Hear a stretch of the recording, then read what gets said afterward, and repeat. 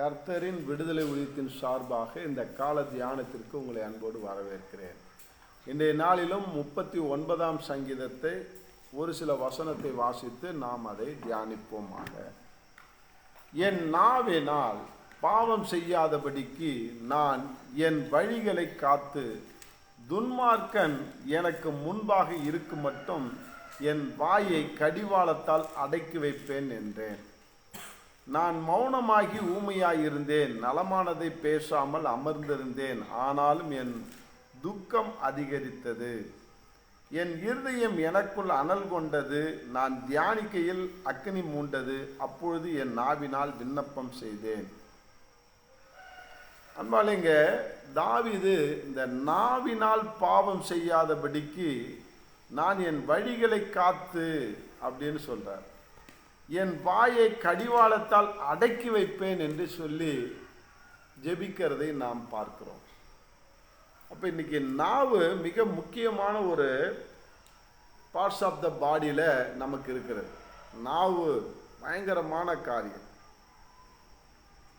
இந்த நாவுனால பாவம் செய்யக்கூடாதுன்னு சொல்கிறாரு, கண்ணுனால பாவம் செய்யக்கூடாதுன்றாரு, காலுனால, கையினால, இப்படி ஆண்டவர் கொடுத்த உடல் உறுப்புகளால் நம்ம பாவம் செய்து கொண்டிருக்கிறோம். மனதால், எண்ணத்தினால பல விதத்தில் பாவங்கள் உருவாகிட்டு இருக்குது. பிசாசுடைய வேலையே அதுதான். ஆண்டவர் அவரை போல படைத்த இந்த சரீரத்தை அவன் அந்த சரீரத்தின் மூலமாகவே பாவம் செய்து அவரை விட்டு பிரிக்கிறதுக்கு பார்க்குறான் பிசாசு. ஆனால்தான் வாயினால் பாவத்தை செய்ய வைக்கிறான், கண்ணால் பாவத்தை செய்ய வைக்கிறான், வாயினால் பாவத்தை செய்ய வைக்கிறான். வாயினாலன்னா எப்படிறான்னு நீங்கள் நினைப்பீங்க. நல்லா கண்டதையும் தின்னுட்டு விதி வந்து போகாத சீக்கிரமாக போய் சேருது சாவுன்ட்டு, தொண்டைக்கு கத்தி வைக்காமல் இன்னைக்கு எல்லாத்தையும் இஷ்டப்படி தின்னுட்டு நல்லா என்ன செய்யறது, வியாதியை வாங்கிக்கிறோம். எல்லாமே லிமிட்டு தான். நேற்று கூட இந்த டிடபிள்யூஆர் அந்த தியானத்தில் நான் கேட்டேன். ஒரு அம்மா டயட் குறைக்கணும் அப்படின்ட்டு வாயை கட்டணும்னுட்டு எதுவுமே சாப்பிடாமல் இருந்து செத்தே போச்சான்.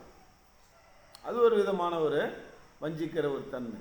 அதே விட தண்ணி குடிக்கணும், நீர் மருந்துன்னு சொல்லி ஒரு நாள் ஃபுல்லாக குடிக்கணும். ஒரு 4 லிட்டர் தண்ணின்னாக்கா இது என்ன செஞ்சுதான் 4 லிட்டர் தண்ணியும் ஒரே முட்டா குடிச்சிருச்சான். அவ்வளோதான் மறுகையா. இப்படி நிறையா மதி இல்லாத இன்னைக்கு நம்முடைய சரீர அவயங்களை நாம் பாவத்துக்கு பயன்படுத்துகிறோம். அதில் மெயினானது இங்கே தாவீது சொல்கிறது நாவு. நாவினால் பாவம் செய்யாதபடிக்கு நான் என் வழிகளை காத்து. அப்போ நாவுனால பாவம் செய்யாதபடிக்கு நம்ம வழிகளை காத்து கொள்வது ஜாகிரதையாக இருக்கணும். அதான் அவர் ஜபமாக எடுக்கிறார். என் வாயை கடிவாளத்தினால் அடக்கி வைப்பேன்றார். கடிவாளம். அன்பாலே, இந்த நாவு எப்படி பாவம் செய்யுதுன்றத இன்னைக்கு கொஞ்சம் பார்ப்போம். இன்னைக்கு பார்த்தீங்கன்னா நீதிமொழிகள் 18:21 எடுத்தீங்கன்னாக்கா அதில் என்ன போட்டிருக்கு அப்படின்னு பார்த்தீங்கன்னாக்கா 18:21, மரணமும் ஜீவனும் நாவின் அதிகாரத்தில் இருக்கும், அதில் பிரியப்படுகிறவர்கள் அதன் கனியை புசிப்பார்கள். இன்னைக்கு நம்ம நாவினுடைய கனியை தாங்க புசிட்டு இருக்கிறோம். என் ஆண்டவர் ஆசீர்வதிப்பார், எங்கள் குடும்பத்தை ஆசீர்வதிப்பார், நான் ஆசீர்வாதமாக இருப்பேன் என்று சொல்லும்போது அந்த ஆசீர்வாதம் நமக்கு சுதந்திரமாக கிடைக்கும். என்னெல்லாம் ஆண்டவர் ஆசீர்வதிக்க மாட்டாருங்க, என்ன என் புருஷனை திருத்தவே மாட்டாருங்க அப்படின்னு நீ எதை நாவுனால பிரகடனம் பண்ணுகிறையோ அதுதான் நடக்கும். நான் ஒரு ஹாஸ்டலுக்கு போயிருந்தேன். இப்போ ஒரு சின்ன 5வது படிக்கிற பொண்ணு சொல்லிச்சு, என்னம்மா எதுக்காக ஜெபிக்கணும்னு. எங்கள் அப்பாவுக்காக ஜெபிங்கன்னு சொல்லிடுச்சு. எங்கள் அப்பாவுக்காக. என்னம்மா உங்கள் அப்பாவுக்கு வியாதியா அப்படின்னு. இல்லை அந்தால் குடிக்காரன், அந்த ஏசுனாரே வந்து சொன்னாலும் அவன் திருந்த மாட்டான், அந்த மாதிரி இருக்கிறான் எங்கள் அப்பா. அப்போ அது அப்பாவுக்காக ஜெபிக்க சொல்லிட்டு ஏசுனாரே வந்து சொன்னாலும் அவர் என்ன செய்ய மாட்டாரான், திருந்த மாட்டாரான். அப்போ அந்த விசுவாசம் இருக்கும் வரைக்கும் நான் தான் சொன்னேன், உனக்கு இந்த விசுவாசம் இருக்கிற வரைக்கும் அந்த ஆள் திருந்த மாட்டார், உங்கள் அப்பாவுக்காக ஜெபிக்கிறது வேஸ்ட்டு போ அப்படின்னு. அப்போ நாவுனால எப்படி நம்மளை அறியாமலே அந்த காரியத்தை சொல்கிறோம். நீ என்ன நாவுனால டிக்ளேர் பண்ணுறியோ அது உன்னுடைய வாழ்க்கையில் நடக்கும். அதுதான் உண்மை. அதுதான் இங்கே நீதிமொழிகளில் எழுதுறார். மரணமும் ஜீவனும் நாவின் அதிகாரத்தில் இருக்கிறது, அதில் பிரியப்படுகிறவர்கள் அதன் கனியை புசிப்பார்கள். நீ பிரியப்படணும். இந்த நாவுனால நீ நல்லதை பேச பிரியப்படணும். அதனால தான் இங்கே சொல்கிறார், நாவினால நான் பாவம் செய்யாதபடிக்கு. இதை சொல்லும்போது எனக்கு உண்மையிலே புதிய ஏற்பாட்டில் ஒரு சம்பவம் தான் ஞாபகம் வருது. ஆண்டவராகி இயேசு கிறிஸ்துவ சிலுவையில் அறையும் போது பிலாத்து கை கழுவான். எனக்கு எதுக்கு சம்மந்தம் இல்லை, இவர்கிட்ட நான் ஒரு பாவத்தையும் நான் பார்க்கல அப்படின்னு சொல்லுவான். அப்போ அந்த இஸ்ரவேல் மக்கள் சொல்லுவாங்க, இந்த பாவம் எங்கள் மேலேயும் எங்கள் பிள்ளைங்க மேலேயும் வரட்டும்னுவான். பாருங்க, அந்த அது பயங்கரமான பாருங்க. 27வது அதிகாரம் மத்தேயு 27:24 படிக்கிறேனே. கலகம் அதிகமானதினாலே அல்ல, தன் பிரயத்தனத்தினாலே பிரயோஜனம் இல்லை என்று பிலாத்து கண்டு தண்ணீரை அள்ளி ஜனங்களுக்கு முன்பாக கைகளை கழுவி, இந்த நீதிமானுடைய இரத்தப்பழி, நல்ல சர்டிஃபிகேட் கொடுக்குறான் பாருங்க. அவன் ஒரு பிலாத்தா இருந்து ஒரு அதிகாரியாக இருந்து அவன் அநியாயக்காரனாக இருந்தாலும் ஒரு புரஜாதிக்காரனாக இருந்தாலும் ஆண்டவருக்கு அவன் கொடுத்த சர்டிஃபிகேட் என்ன? இந்த நீதிமானுடைய இரத்தப்பழி இல்லை. யாரை பார்த்து நீதிமான்றான்? அவன் விசாரித்த வரைக்கும் இவர்கிட்ட ஒரு தப்பு இல்லைன்னு கண்டுபிடிச்சிட்டான். அதனால தான் நீதிமான்னு சொல்கிறான். ஆனால் இந்த பசங்க, அவனுடைய சொந்தக்காரனுங்க, இஸ்ரவேலுங்க, யூதர்கள் என்ன செஞ்சானுங்க பாருங்க. இந்த நீதிமான இரத்தப்பழிக்கு நான் குற்றமற்றவன், நீங்களே பார்த்து கொள்ளுங்கள் என்றால் அதற்கு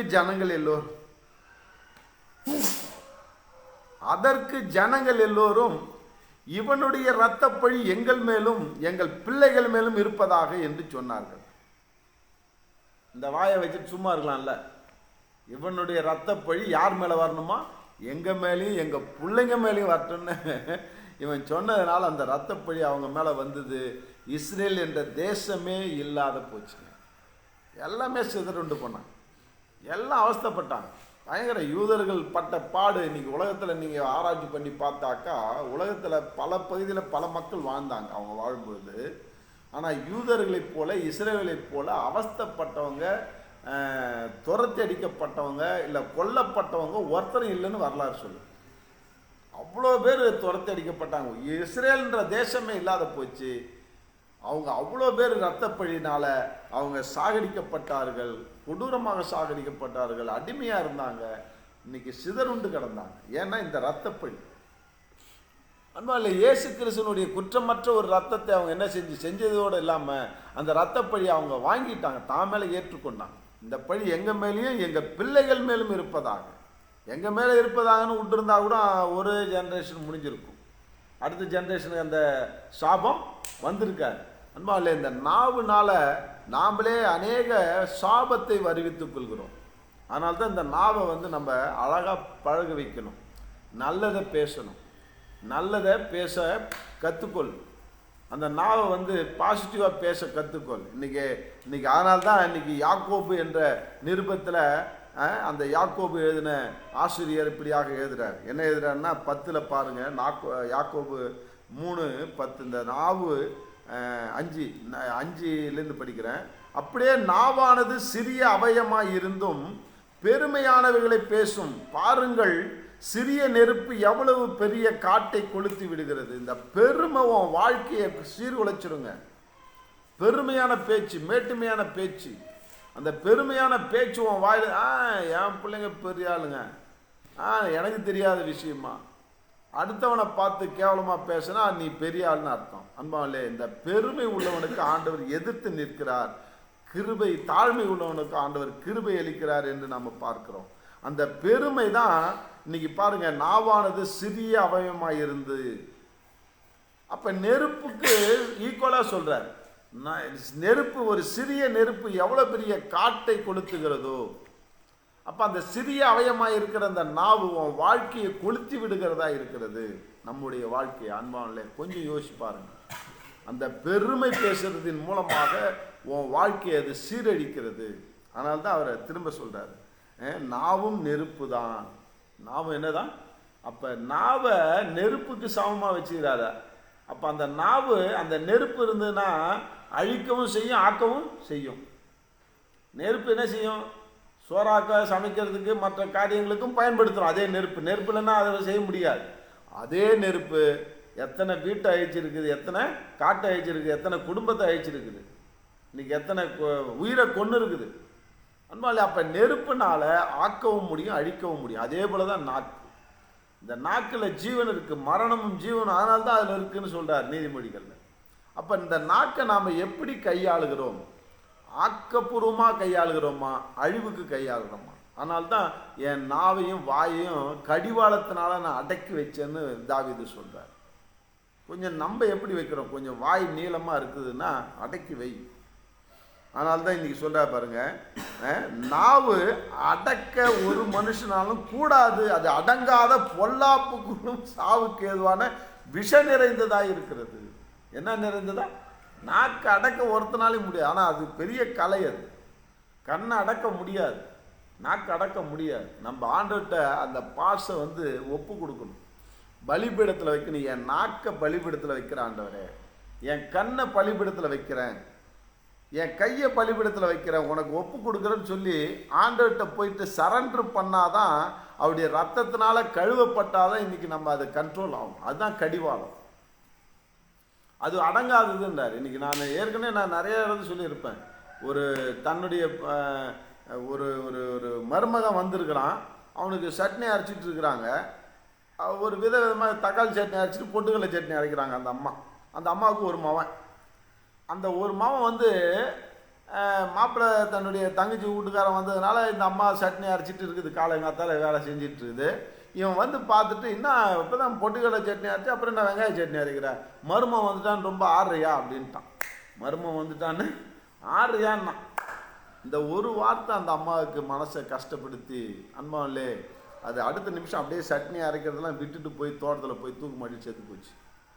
அது விஷம் நிறைந்த நாவு தானே. அந்த வார்த்தை அந்த அம்மாவினுடைய இருதயத்தில் விஷமாக மாறியதுனால தான் வாழ்க்கையே முடிச்சுக்கிச்சு பாரு. அதே போல் எத்தனையோ கதையை சொல்லலாம். இந்த நாக்குனால நம்ம வச்சுக்கிட்டு சும்மா இல்லாமல் அதை அடக்காமல் நம்ம இருக்கிறதுனால இன்றைக்கி நிறைய அவஸ்தைப்பட்டுக்கிட்டு இருக்கிறோம், நிறைய காரியத்தை நம்ம நஷ்டப்பட்டு கொண்டு இருக்கிறோம். அதனால தான் நெருப்புன்னு சொன்னார். அன்பா இல்லையா? அதனால் என்ன செய்யணும்னா பாருங்கள், 8வது வசனம், யாக்கோப்பு 3:8, நாவை அடக்க ஒரு மனுஷனாலும் கூடாது, அது அடங்காதுன்னு சொல்லிட்டு 9ல் என்ன சொல்கிறார்? அதனாலே நாம் பிதாவாகிய தேவனை துதிக்கிறோம், தேவனுடைய சாயலின்படி உண்டாக்கப்பட்ட மனுஷரை அதனாலே சபிக்கிறோம். துதித்தலும் சபித்தலும் ஒரே வாயிலிருந்து வருகிறது. என் சகோதரே, இப்படி இருக்க லாகாதுன்ற. இப்படி இருக்காத. ஒரே வாயிலிருந்து துதிக்கிறதும் சபித்தலும் எல்லாரையும் ஆசீர்வதி, எவனையும் சபிக்காது. நீ சபிச்சாலே ரெட்டத்தனையான தண்டனை உனக்கு வருது. அப்போ அந்த நாக்கால தான் நம்ம சபிச்சு அதை வாங்கிக்கிறோம். அன்பாலே, நாம் ஆசீர்வதிக்க அழைக்கப்பட்டவர்கள் என்று அறிந்து அவர்களை ஆசீர்வதிங்கன்னு அதே பேரில் நம்ம படிக்கிறோம். அன்பாலே, இன்னைக்கு பாருங்க, நாம் 1 பேதுரு 3ஆம் அதிகாரம் 9வது வசனம், தீமைக்கு தீமையும் உதாசீனத்துக்கு உதாசீனத்தையும் சரி கட்டாமல் அதற்கு பதிலாக நீங்கள் ஆசீர்வாதத்தை சுதந்திரித்து கொள்ளும்படி அழைக்கப்பட்டவர்கள் என்று அறிந்து ஆசீர்வதியுங்கள். ஆசீர்வதிக்க சபிக்காதீங்கன்ற. இன்னைக்கு என்ன செய்யறோம்? அநேகரை நம்ம சபிச்சிடறோம். அன்பாலே, இந்த சபிக்கிறதின் மூலமாக அந்த சாபத்துக்குரிய தண்டனையும், அந்த சபிக்கிறதுக்கு ஏதுவாக இருந்த அவன் செய்த பாவத்தை ரெட்டந்தனையான காரியத்தை நம்மிடத்திலே ஆண்டவர் கேட்கிறார். நான் கற்றுக்கொண்ட ஒரு பெரிய ரகசியம் அதுதான். ஆனால்தான் ஆபிரகாமுக்கு சொன்ன ஆசீர்வாதம் நமக்கு வரணும்னா, ஆபிரகாமை நம்ம எப்படியாக நீ உன்னை யார் ஆசீர்வதிக்கிறாங்களோ அவங்கள ஆசீர்வதிப்பேன், உன்னை யார் சபிக்கிறாங்களோ உன்னை சபிப்பேன் என்று ஆதியாகமத்தில் ஆண்டவர் வாக்கு கொடுத்துருக்கிறார். அன்பாலே, இந்த நாக்கை நாம் கொஞ்சம் கையாள கற்றுக்கொள்வோம். நாக்குக்கு ஒரு முக்கியத்துவம் கொடுப்போம். இந்த நாக்குனால நம்ம யாரையும் திட்டுறதோ அல்லது மனம் மடிவாய் பேசுறதோ அல்லது சபிக்கிறதோ அல்லது கேவலமாக பேசுறதோ பெருமையாக பேசுறதோ இந்த மாதிரி பேசாதபடிக்கு நலமானதை பேச நாம் கற்றுக்கொள்வோம். நாக்கை ஆண்டவரிடத்தில் நம்ம ஒப்பு கொடுத்து சரண்டர் பண்ணி, ஆண்டவரே, என் நாக்கை நெருப்பால் சுடுங்க ஆண்டவரே, உன்னுடைய அக்கினியினால் என் நாக்கை நீங்கள் பரிசுத்தப்படுத்துங்க, உன் அக்கினினால நாக்கை தொட்டு நலமான வார்த்தையை பேசுகிறவனாய், அடுத்தவர்களுக்கு புரோஜனமுள்ள வார்த்தையை பேசுகிறவனாய் என்னை மாற்றுங்கன்னு சொல்லி நம்ம கேட்போம். அன்பாவிலே, ஆண்டவர்கிட்ட ஒப்பு கொடுக்கும்போது தான் அந்த நாக்கு சுத்திகரிக்கப்படும், உன் கண்ணு சுத்திகரிக்கப்படும், உன் கை காலும் அவயங்கள் சுத்திகரிக்கப்படும். ஆண்டவர்கிட்ட ஒப்பு கொடு. ஆண்டவரே, உம்மை துதிக்கிற இந்த நாவுனால அடுத்தவரை நான் சபிக்க கூடாது. ஆண்டவரே தகப்பனே, ஆண்டவரே, உண்மை அந்த நாக்குக்கு கடிவாளம் போட உதவி செய்யுங்க.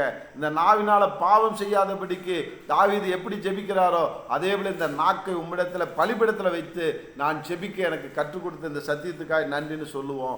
நாக்கை ஒப்பு கொடுப்போம், நாக்கை ஜாக்கிரதையாக கையாளுவோம். இந்த நாவினாலே நாம் ஆசீர்வாதத்தை சுதந்திரித்துக் கொள்ளும்படியாக நல்ல ஆசீர்வாதமான வார்த்தைகளை பேசுங்க. நிச்சயமா என்னை ஆண்டவர் ஆசீர்வதிப்பார். நிச்சயமா இந்த வியாதியிலிருந்து என்னை சுகப்படுத்துவார். நிச்சயமா என்னுடைய கடன் பரிச்சிருந்து ஆண்டவர் விடுதலை செய்வார் என்று பாசிட்டிவாய் அறிக்கையிடுங்க. கர்த்தர் நிச்சயமாக நம்முடைய வார்த்தைகளை ஆனர் பண்ணி கனம் பண்ணி நம்மை ஆசீர்வதிக்க போகிறார். இன்னிலிருந்து வார்த்தையை நெகட்டிவாக பேசாதீங்க, பாசிட்டிவாக பேசுங்க, பாசிட்டிவாக அறிக்கையிடுங்க. கர்த்தர் உங்களை ஆசீர்வதிப்பாராக. ஜெபிப்போம். அன்பின் தகப்பனே, நன்றியோடு துதிக்கிறோம். இந்த நாவை பற்றி எவ்வளோ காரியங்கள் எங்களுக்கு கற்றுக் கொடுத்துருக்கிறீங்க. ஆனாலும் எங்கள் நாவை மதியினமாய் நாங்கள் உபயோகப்படுத்தி வருகிறோம். நான் உபயோகப்படுத்தி வருகிறேன், நாங்கள் உபயோகப்படுத்தி வருகிறோம். கேட்க போகிற யாவரும் உபயோகப்படுத்தி வருகிறோம். தயவாக மன்னிங்கப்பா. எங்கள் நாவில் உம்முடைய ரத்தத்தை தெளிக்கிறோம். ஆண்டவரே, இந்த நாவை உம்முடைய பலிபிடத்தில் வைக்கிறோம். ஆண்டவரே, இந்த வேறு நாவு எங்களுக்கு வரட்டும். நல்ல ஆண்டவரே, நல்லதை பேசக்கூடிய நாவு, ஆசீர்வாதமாய் பேசக்கூடிய நாவு, ஆண்டவரே அப்ரிஷியேட் பண்ணக்கூடிய நாவு, ஆண்டவரே பாசிட்டிவாக பேசக்கூடிய நாவாக எங்கள் நாவை மாற்றுங்கப்பா. ஆண்டவரே, இந்த நாவலினால் நாங்கள் பாவத்தையும் சாபத்தையும் சம்பாதிக்க வேண்டாம். ஆண்டவரே, இந்த நாவை நீர் ஆண்டவரே பொறுப்பெடுத்துக் கொள்ளுங்க. இந்த நாவை காவல் பண்ணுங்க. இந்த நாக்குக்கு காவல் வைங்க. ஆண்டவரே, என்னுடைய வாய்க்கு காவல் வைங்க. அதுக்கு அப்படியா செய்ய போறீங்க. நன்றி. இயேசு கிறிஸ்து நாமத்தை ஜெபிக்கிறேன் ஜீவனில் தகப்பனே. ஆமேன், ஆமேன். God bless you.